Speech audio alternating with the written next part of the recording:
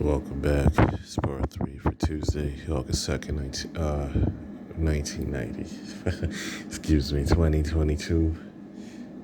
See where our mind is at right now. It's Tuesday, August 2nd, 2022. It's part 3. If you haven't heard the first two parts already, please do so. If you like what this channel does on a daily basis, consider subscribing, hit the notification bell so you know when the next video pops up. Share the word of God so all those that seek it will find it. Like and comment if you want to share your support on the videos. I read from the Common English Version of the Bible. You can find that in that YouVersion app, which is in the App Store, Google Play, depending on the device you may be using. That said, let's finish Psalms 19. I'm going to start from verse 153. Look at my suffering and deliver me, because I haven't forgotten your instruction. Argue my case and redeem me. Make me live again by your word. Salvation is far from the wicked, because they haven't pursued your statutes. You have so much compassion, Lord. Make me live again according to your rules. My oppressors and my enemies are many, but I haven't turned away from your laws. If I look on the faithless, I am disgusted because they haven't kept your word. Look how much I love your precepts. Make me live again, Lord, according to your faithful love. The first thing to know about your word is that it is true and that all your righteous rules last forever. Rulers oppress me without cause, but my heart honors what you've said. I'm overjoyed at your word, like someone who finds great treasure. I absolutely despise what is false, but I'm in love with your instruction. I praise you 7 times a day for your righteous rules. The people who love your instruction enjoy peace and lots of it. There's no stumbling for them. Lord, I wait for your saving help. I do what you've commanded. I keep your laws. I love them so much. I keep your precepts and your laws, because all my ways are seen by you. Let my cry reach you, Lord. Help me understand according to what you said. Let my request for grace come before you. Deliver me according to your promise. Let my lips overflow with praise, because you taught me your statutes. Let my tongue declare your word, because all your commandments are righteous. Let your power help me, because I have chosen your precepts. Lord, I long for your saving help. Your instruction is my joy. Let me live again so I can praise you. Let your rules help me. I wandered off like a sheep lost. Find your servant, because I haven't forgotten your commandments. It's Psalm 119 in its full form. Let's continue to Jeremiah chapter 29. Jeremiah 29.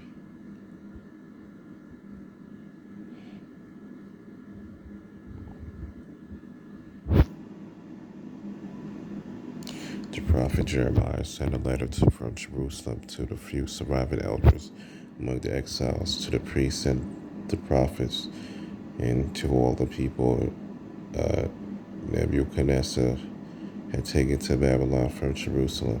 The letter was sent after King Jeconiah,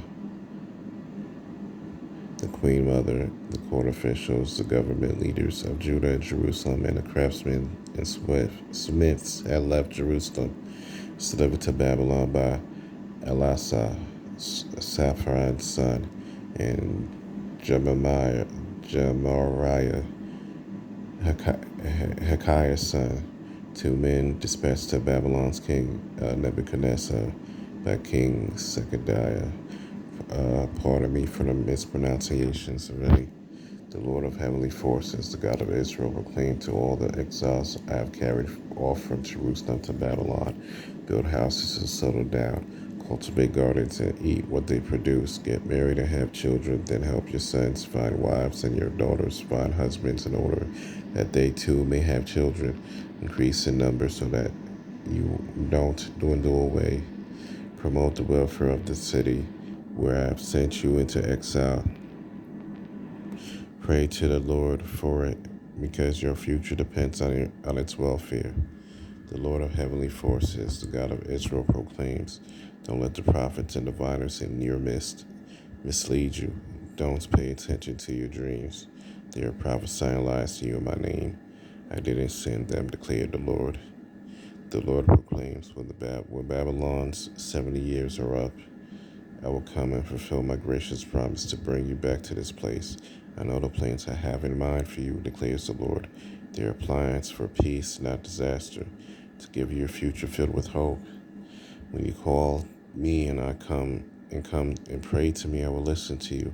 When you search for me, yes, search for me with all your heart, you will find me. I will be present for you, declares the Lord. And I will end your captivity.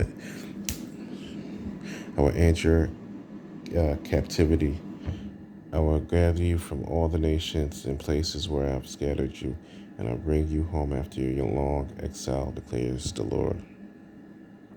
Yet you say, the Lord has raised up prophets for us in Babylon. This is what the Lord proclaims concerning the king sitting on David's throne and all the people who live in the city, that is, those among you who didn't go into exile. The Lord of heavenly forces proclaims, I'm going to send a sword, famine, and disease against them. I will make them like rotten figs that are too small to eat.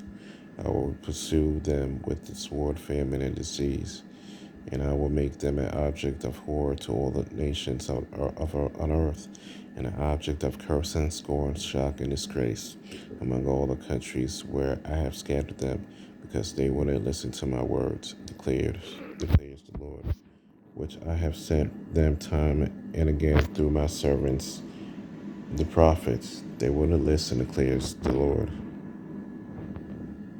But now all you exiles I deported from Jerusalem to Babylon. Listen to the Lord's word.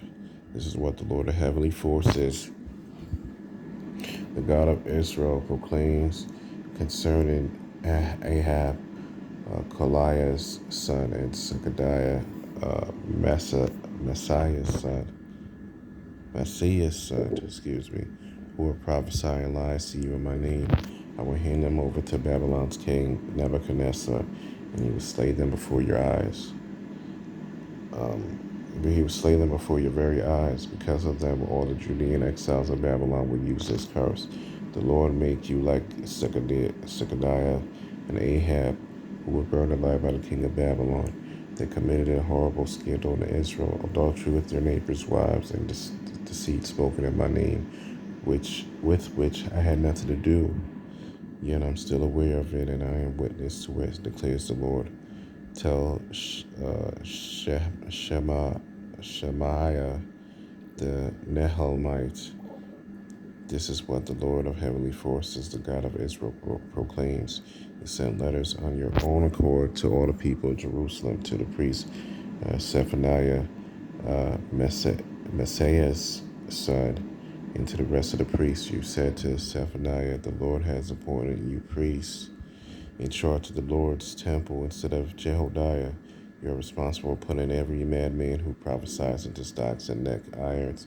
So why haven't you trained Jeremiah of Anathoth, who pretends to be